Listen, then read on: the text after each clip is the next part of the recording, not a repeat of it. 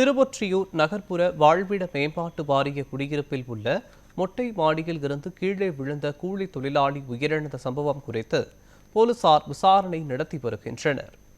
சென்னை திருவொற்றியூரில் மாடியில் இருந்து கீழே விழுந்து கூலி தொழிலாளி உயிரிழந்த சம்பவம் அப்பகுதியில் பரபரப்பை ஏற்படுத்தியது.